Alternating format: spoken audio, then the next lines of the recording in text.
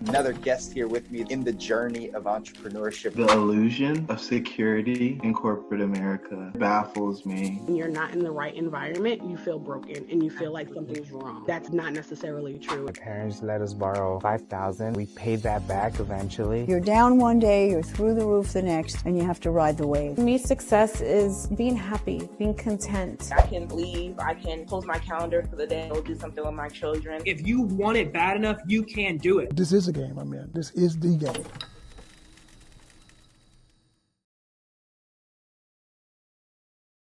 All right, everybody. Welcome back to another episode of the Jobs to Journey podcast, where we're talking and highlighting the stories of people that have come from the employee world and jumped into that journey of entrepreneurship. As always, feel free to follow us on TikTok, anywhere else that you're seeing these clips. This is right now live on YouTube and LinkedIn. So again, feel free to subscribe to the YouTube channel as well. Guys, I'm really excited for my guest today.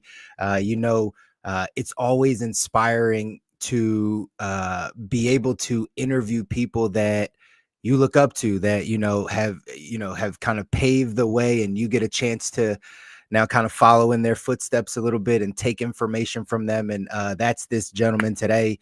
Him and I have gone kind of way back, had some interactions, but really I always am inspired by the journey that he and his wife are on. And so without further ado, please help me welcome Mr. Adam Mockett to the podcast. Thanks for joining us, Adam.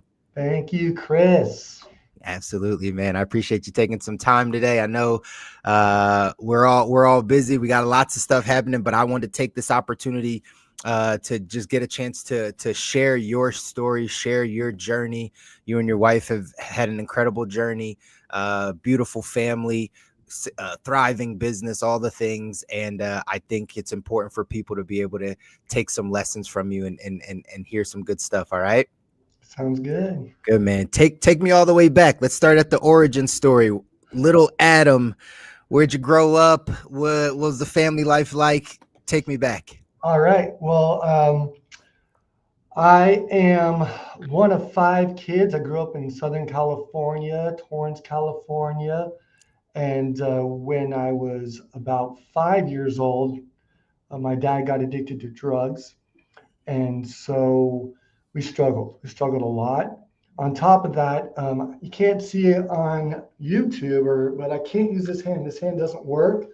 I got nerve damage to the whole right side of my body when I was a couple months old due to an adverse reaction to a vaccine. So I wasn't really good at school. I wasn't good at sports. Did not come from money, but I wanted to be somebody. I always felt like God called me to something greater. I just needed somebody to give me a shot. I didn't know what it was going to be. When I was in 6th grade, we had to move into my grandma's house. I'm sharing a room with my 2 brothers and my mom, thinking, I got to help. I got to do something, but I just don't know what it is. And as I was getting older, I just would look at people and see how they all seemed to be doing okay, better than us. But there was only a few people that had the lifestyle that I wanted, that had like the dream cars, taking vacations all the time. They were calling them business trips. I'm like, I need to figure out this business thing, right? There was my uncle and then my future wife, now wife. They're business owners, and they just seemed to be able to have everything that I wanted, mainly freedom and influence and making an impact. So I always thought about that. I thought it was going to be with music. I love music. I became a band manager. I was doing recording engineering, but any money I was making would always go back into the bands. And so I got referred to a gal to help me get out of debt. I had a lot of debt, bought a lot of music equipment, young and dumb, didn't know what I was doing. And she said, all right, if you stick to this plan, you'll be completely debt-free in 1 year. So I stuck with it, got out in 8 months, and I was just so grateful. But I would always ask her questions. I was like, you'd be like, what should I do with this? What should I do with this, like, money that we got, or my own money? And she said, you know what? I think you'd be good at what I do. I'm opening up an office in El Segundo. It's like 50 minutes from your house. I want you to come work with me. And I was like, no way. Finance, that's not for me. I'm anti-corporate America. I don't like sales. Had long hair, my ears pierced. I'm not going to wear a suit. Like, no. But I knew she was really successful. And I started thinking, I'm like, man, I'd be kind of dumb if I didn't just try to learn from her. I don't think it's going to be for me, but learning how money works, that would really help me as a band manager. And so I started kind of just shadowing her, kind of interning, and really started getting convicted about it, realizing that nobody understands how money works. It didn't matter if I was doing appointments in Beverly Hills, Manhattan Beach, they had the big houses and the dream cars, and even these people didn't understand how money worked. And so I started realizing that there was a real need for it and that I could make a lot of money doing it and make it my own business. And so about, I'd say about 5 years into it, we opened up our own office. My wife and I, we ended up getting married, opened up our own office, started teaching and training people how to do what we do. And now we're at 300 licensed agents all over the United States. I've recently moved to Nashville area. I have 4 daughters, and so it's just a better, slower pace for everybody. And that's where we are today. That's exciting, man. That's quite the journey. Quite the journey. I'm gonna double click on a couple things. What age were you when you got introduced and you were trying to get out of debt? You were a band manager that whole time. 22. You were 22. All right. So before that, take me back to, again, rough, kind of rough upbringing. Was mom always just working a job? Was that the kind of the vibe of the house? Was it just like, hey, y'all got to go work, you got to figure it out? Or were all the siblings trying to figure it out themselves? Like, how did you guys do it? Yeah, my mom was awesome. She was the best mom ever. She was a cashier at a grocery store and eventually started doing like repping for Gary Deli chocolate. That was a nice hookup. But she had opportunities to become a manager, and she would always pass it up because she wanted to be with her kids. She needed to be there. They were too young. And so we just didn't have money. Honestly, we were on the food stamps, the meal tickets at school. You're kind of embarrassed as a kid a little bit about it. But she was really good at always telling us, like, we don't need money. We got each other. We got God and we got our family, and that's all we need. And I really believe that. We didn't get the PlayStations and all the cool gifts during Christmas, but we had each other. And, as a kid, you don't really know. You're just out there having fun, playing soccer and things like that. And so we just kind of, my mom didn't have that entrepreneurial spirit by any means, but she had just love. It was all about love. That's such a great value, man. That's such great values. You know what I mean? Like, that's where it all starts is us. And that's why I'm kind of double clicking on that, because for you to go off and do the things that you and your wife are doing now in business, right? Like, there's always a foundation. There's always a genesis to, like, where do these values come from? And a lot of us don't grow up in households that build, good values a lot of times, right? And parents try to do the best they can and try to instill some of these things, but sometimes it's tough, especially when there isn't money. You can siblings yourself, you could go down paths that maybe aren't the best for you. You know what I mean? Yeah. So as you kind of, like you said, you're not good at school, you're kind of not good at sport, not doing things. When did you start this like work ethic? Where'd you get your work ethic from, Adam? That's interesting. I had a motivation. I had a real motivation. I wouldn't say I had a major work ethic, but I would say that I don't care what people think. I would be the kid wearing like skinny jeans, wearing my sister's jeans before they were really popular. I was dyeing my hair. I wanted to be different. I think because I was physically different, I was like going all in with that. I was the punk rock kid, And so for me, I just kind of looked at it. I was like, man, like, if you want to have that freedom, if you want to be that top 1%, you got to be doing something different than the 99%. And so I was never the one like, oh, everyone's got those shoes, I got to get those shoes. Like I was like, I want the opposite. Yeah. I always had that mentality more than anything. And so coming into business, I think what holds most people back is they care about what people think a lot. Because you're going to go through, I don't care what business you're in, doesn't have to be finance. Every business is like that. You're going out there and you're doing something different. You're not going with the boys to the bar. You're not like going and watching sports all the time. You're like going and doing something different. And so your friends, especially in the early 20s, they're like, oh man, why don't you ever hanging out? I'm trying to build something. I'm trying to do something different. And so I think that was more of it, where I knew I wanted to get married to Johanna. I met Johanna in middle school, pretty much wanted to marry her then. But she doesn't really remember meeting me to like probably junior year of high school, but I knew who she was. And I finally got her to notice me. We started dating in college. I did a little bit of college. I was going to school for entertainment management. Gotcha. And during that time, we started dating. And I knew we went to like a Christian college. She did. And so it was kind of like a ring by spring mentality. Like a lot of her friends started getting married, like right out of college. And I'm still young. I'm in debt. I don't know what I'm doing. And so my motivation was, I got to figure this out so that this girl will marry me. It was kind of the thing. Wow. And so I was working a job. I was working at Pete's Coffee in the morning and doing the band management thing. And then simultaneously I started learning the financial game. That's big, man. That's exciting. Listen, I want the people that are listening to take away some real things from what you just said. Number one, that what do we call it? Addiction to people, right? Like like people addiction or whatever it is, right? Like caring about what other people think is such a hindrance in people becoming entrepreneurs or really excelling at what they do because they care about it. This is like just grown up high school. You know what I mean? Like we still care about what this person's going to say, or being at the cool table, or wearing the cool clothes, or being made fun of. Like even as adults, a lot of people still hold on to that.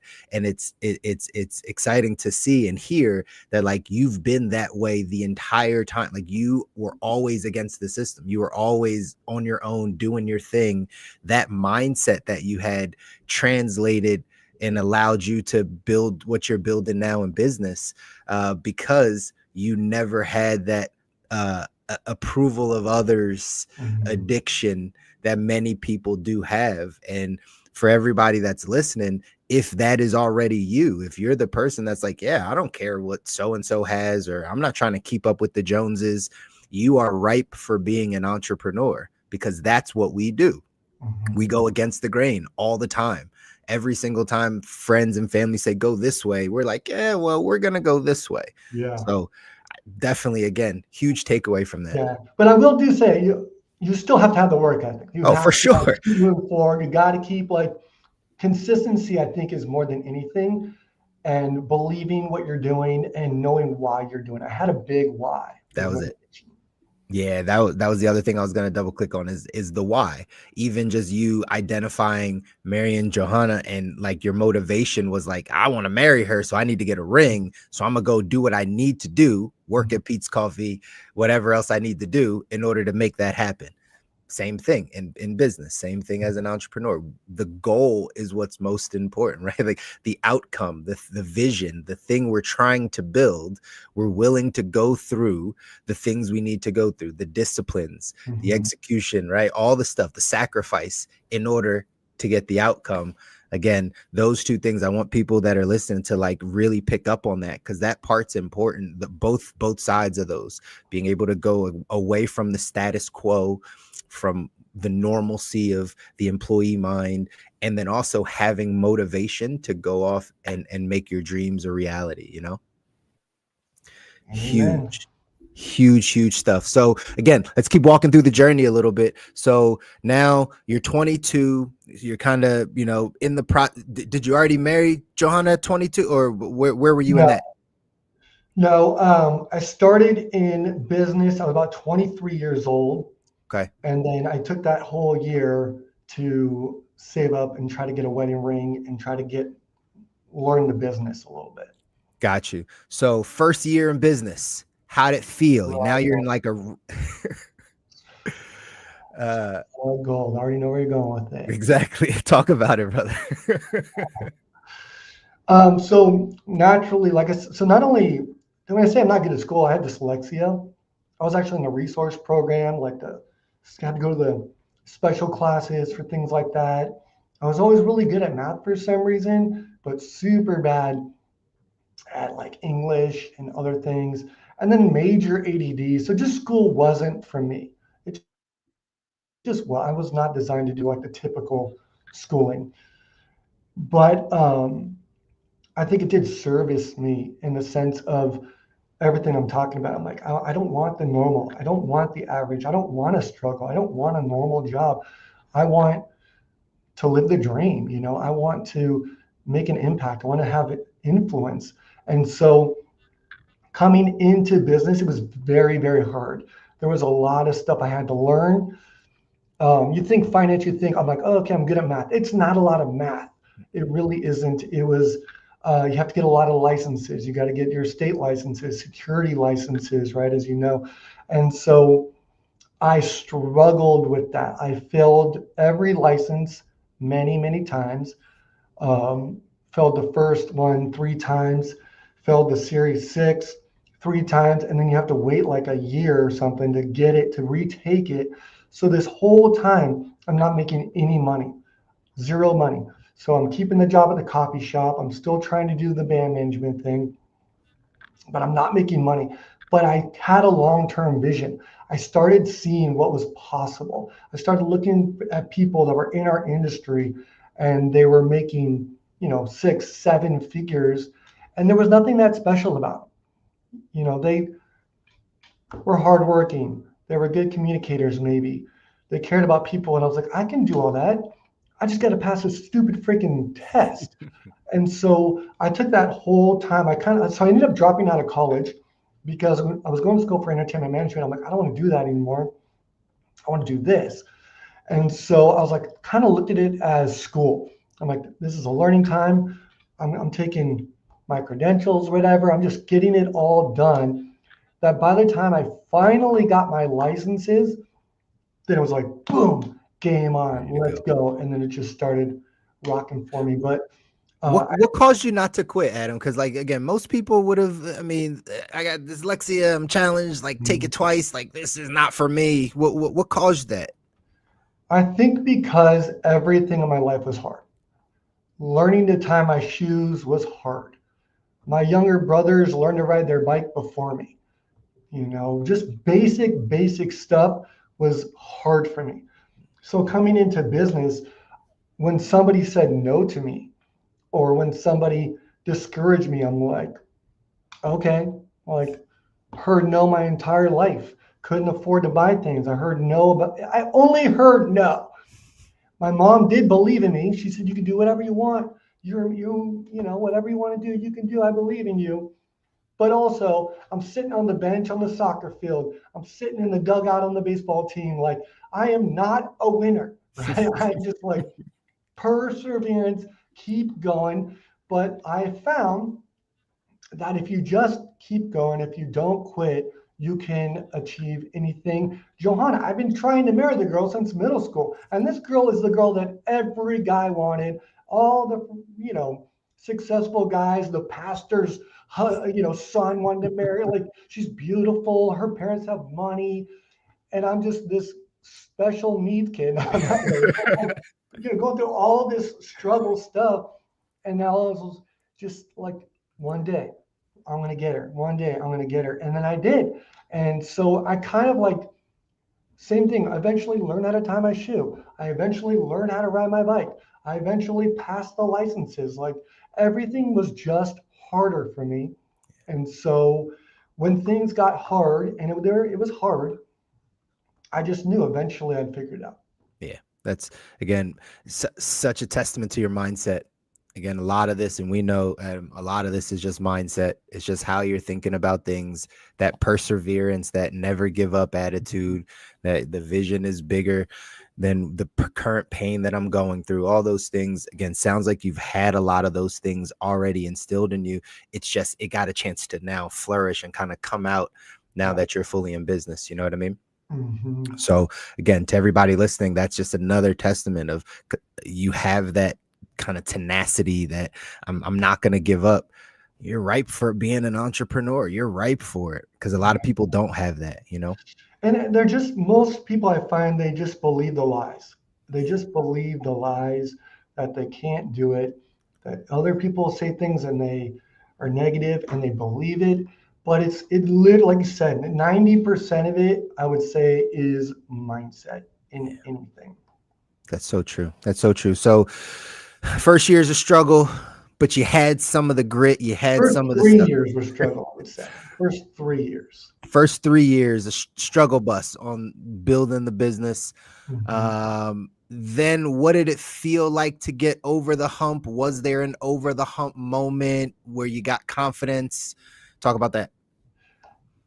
Yeah, you just, it was a slow process of really seeing the fruits, I would say. But there was one thing that it really shifted for me was I started getting decent, pretty good, at presenting, making people clients. But what really shifted for me was transferring the skill, where I started realizing what I was really pursuing was freedom and influence. It wasn't about the money necessarily. I wanted to make money just to not struggle, but I was poor and I was happy. Because again, it's all mindset, right? Mm-hmm. But I wanted the freedom and I wanted the influence. I wanted to feel like I was making a difference. Life was short. My mom passed away. My dad passed away. And I just realized life was short. I'm like, okay, what am I doing with my life? Do I want to just be comfortable? Do I just want to be making like 6 figures? What do I want?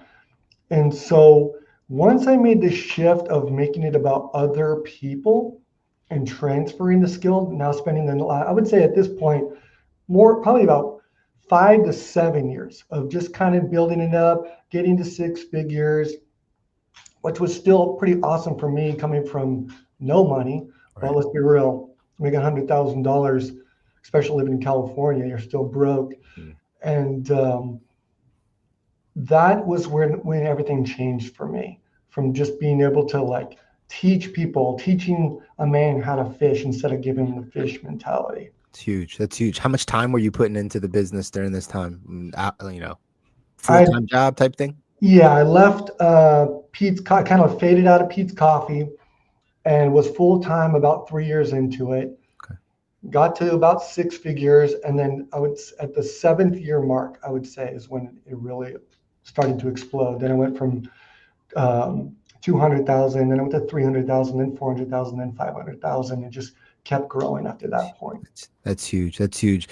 Hours wise, you're putting in 50, 60, 70 hours a week, 80, 90, 100. Like where are you falling in that? Yeah, I kind of felt like all the hours. But when you're having fun and you're making a difference and you're building something and you're doing it with your wife and your friends, it doesn't feel like work. Yeah. Yeah. We hear that all the time, right? And we know that if you find something that you're passionate about or just things that fulfill you, that's really what it is. The fulfillment aspect. It's not going to feel like work. And I will say we were having kids at this time too. We started having kids. We have 4 daughters now. My oldest is 14 years old, so 14 years ago.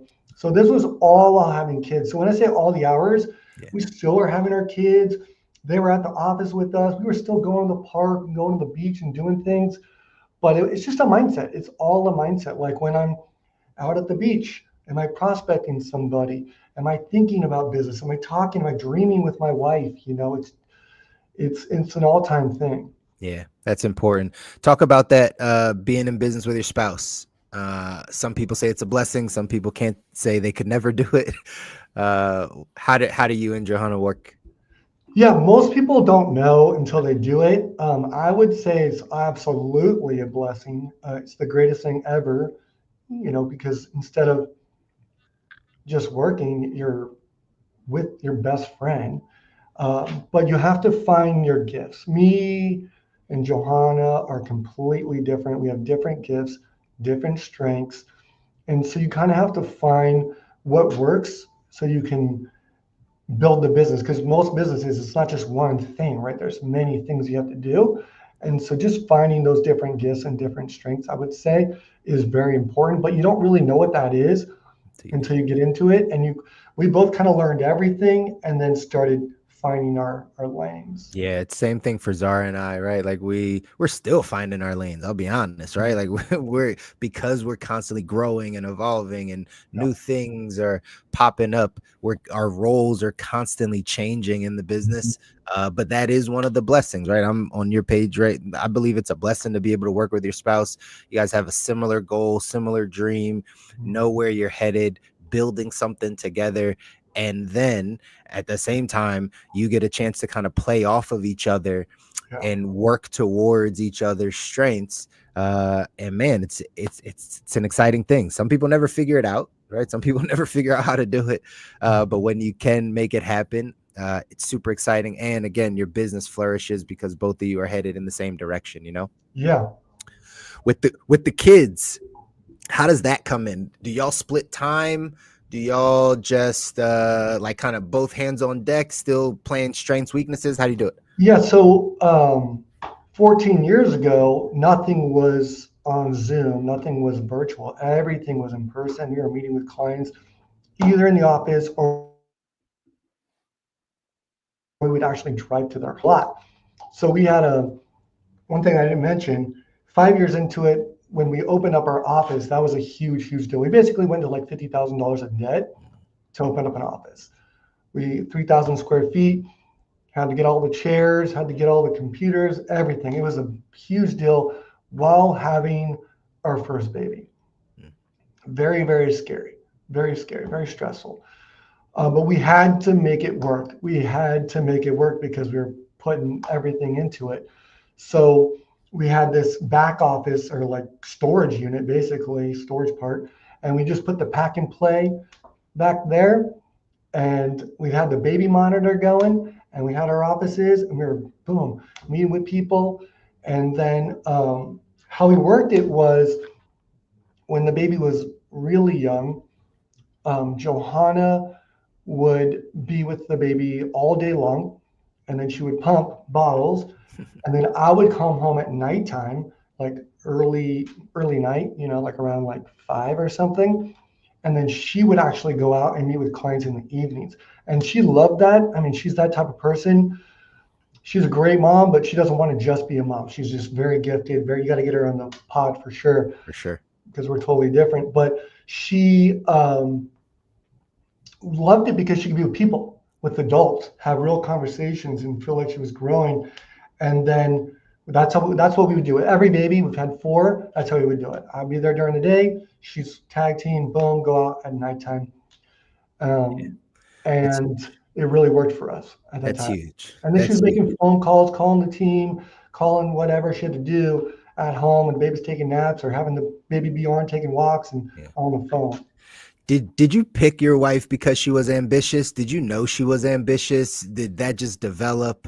Like, I picked her. She had everything I wanted. Yeah. Not only was she beautiful, but she was Christian. That was number one for me.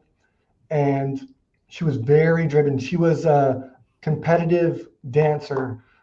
So I rarely ever saw her. I remember seeing her at a summer camp or a youth group one time. I was like, who is this girl? And then I wouldn't see her. I never saw her again. I'm like, where's that girl at? Like, I want to see her again. And it wasn't until summer camp when like there was a break for dance that I really got to meet her. I was like, oh my gosh, it's the girl. And that's how I kind of met her. That's awesome. Because the reason why I'm asking is because, you know, you share the story of basically going into debt to start up and kind of get the business really to the next level while having your first baby. Normally in a marriage, one of the the partners is a little more sane and is like, are you sure? Like, should we? Like, does this make sense? But it seems like for both of y'all, you were no, I'm the crazy one. Never. So, okay. So I'm the visionary in the family. I'm like, what we can do bigger, we can risk it all. She's very practical and like needs a plan. And it was very scary for her. But she believes in me. She believes in what we're doing. And she knows when I say we're going to do something, we're going to do it. And when we say we're going to hit a goal, we're going to hit that goal. Do we hit it every time right away? No, but eventually we do. Sure. And I think there was enough proof in that, but we knew that together and with God that we could get there. And so, yeah, I would say that it was me that was more of like the risk taker in the relationship. That's okay. But at least, again, this is why being in business with your spouse is a blessing, because, right, that belief is there, that grows the belief in each other, right? In you know, the union, in the marriage, not just in the business acumen and those types of things. So that's super exciting. Adam, we'll wrap up here. Couple last thoughts. Somebody that's just getting started in entrepreneurship, whether it's in finance, insurance, like whether it's just starting a business because they're sick and tired of their job and they're ready to kind of move on and get to some of those things of freedom. 2 pieces of advice for them. Like, what should they be thinking about? What should they be doing? All right. So when I started my business, when I decided I was going to go and really pursue this, I was obsessed with music, right? That's what I did. I was a guy that knew all the new bands. I went to all the new shows, and that was what I did. So when I decided, I'm like, I'm really going to do this. I decided I was going to fast from listening to music for a year. I was going to listen to 0 music. All I was going to listen to was books on tape, audio. And luckily in Redondo Beach, there was literally like a library audiobook store. And so you could go and you could buy or rent the CD. And it was like, say $5 a day or something. But I would just take it for one day, burn it, and then just return it the next day, right? And so, but the very first book that I ended up getting, which was recommended to me, was Think and Grow Rich. I highly, highly recommend anybody that's listening, if you have not read this book, please read it or listen to it. You can probably get it on YouTube for free. But I listened to it over and over and over again because, again, it's mindset, right? It's mindset. That's what that book is all about.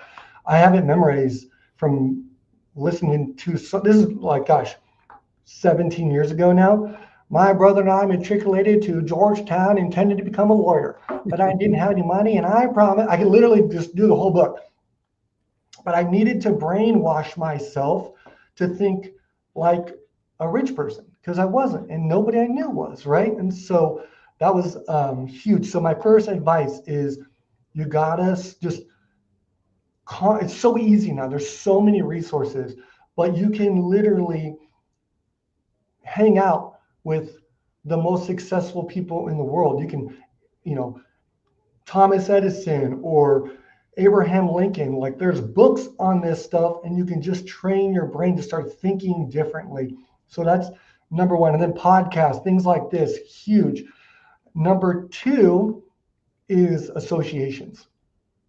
If you're hanging out with broke people, if you're hanging out with employees, one of the best advice that I ever heard was the worst advice you could ever get is taking advice from successful employees. That's a real one. If you didn't catch that, taking advice from successful employees. You want to take advice from entrepreneurs if you want to be one. And so surrounding yourself with that as much as you can. How do you do that? Through networking events, through reading the books too, by just building up that network, that you start hanging out with people and they're making $1 million real quick. Even if you're making $200,000, you feel extremely broke. And so I would say books you're listening to or reading and the people you're hanging out with. And then I would say the last thing is just really knowing what your goals are, what your why is. If you have a why, the how-to, you'll figure it out, and it will push you. That when you get that rejection, when you get that no, when you want to quit, you think about that why and you're like, all right, well, no one else is going to pay my bills. No one else is going to get me there. It's going to be me. And so I would say that's what I did and works everybody if they do that. That's so good. That's so good. Yes, Nika by Napoleon Hill. Think and Grow Rich by Napoleon Hill. That's right. Man, such good stuff there at the end. I talk about this stuff all the time, Adam, right? Personal growth, personal development. Your associations are key. You're the average of the 5 people you spend the most time with. And then we are what we consume, whatever goes in our eye gates and ear gates. And so you being an example of that and knowing that that is one of the keys to getting started as an entrepreneur. It's gold, brother. That's gold, man. Where can people find you, Adam? Where can people find you? I'll tell you in a second. Before I do, Chris, I just want to tell you, I'm like so stoked on what you're doing. I remember meeting you. It has been over 10 years ago, right? Yeah. And we went to an event. We paid a lot of money. We flew to Florida. It was a Gary Vee event before anybody knew who Gary Vee was. Agent 2021. And so 21, right? Yep. It's a long time ago now. It's kind of crazy. But I just knew that you're a visionary, just like me, that you really are thinking outside the box and you're ahead of the curve on all this stuff. You always have been. And so the people that are listening to you, keep listening to Chris. He's going places. And it's just awesome to see you and your business as it grows. So I appreciate that. But yeah, Adam Mockett on everything, Instagram, YouTube, all that stuff. And you'll find me. Yeah, Adam, I appreciate you, man. I appreciate all the wisdom and insight, and it's been a great journey thus far. We have so much further to go. Great things up ahead. I know great things are coming for you and your family and your business, and I'm excited to be able to witness it and be along on the ride with you, brother. Thank you so much. Thanks for having me. Thank you, everybody. Absolutely, man. Enjoy the rest of your day. We'll talk soon. Bye. Later. Y'all, that was Adam Mockett. So much wisdom, so much insight on that side. I hope you took some notes. I hope you wrote some things down. If not, come back, revisit this episode. Make sure that you are consuming that last point that he said. Make sure you're consuming things that are helping you become the person you need to become to live the life that you want. So watch what you're listening to, watch what you're reading, pick up that book, pick up Think and Grow Rich. It's a great resource. It went over my head the first time I read it. I'll be honest. It went over my head. I was like, oh man, what am I picking up? But I've gone back to that 2, 3, 4 times. And it's just the blueprint if you want to go off and build a successful life. So take in this information, y'all. Go out there, do something that scares you, that changes your life. Tap back in with us on our next episode of Jobs to Journey, where we're going to keep interviewing and talking about the people that have taken their lives from that employee side or that struggling side to the entrepreneur journey. And we're here to do it with you. So until next time, y'all. Thanks again for watching another episode of the Jobs to Journey podcast, where we're sharing the inspiring stories of those that have come from a job and transitioned into the entrepreneurial journey. As always, if you know somebody that this would resonate with because they're going through their journey, share this episode with them. If that's you, feel free to drop a question or leave a comment. What resonated with you from today's episode? What information can you take that's going to now help you along your journey? We'd love to hear from you. And as always, feel free to share all of the content that we have and follow us on all the platforms, so that not only can you excel in your entrepreneur journey, but you can also get your financial foundation secured. Until next time.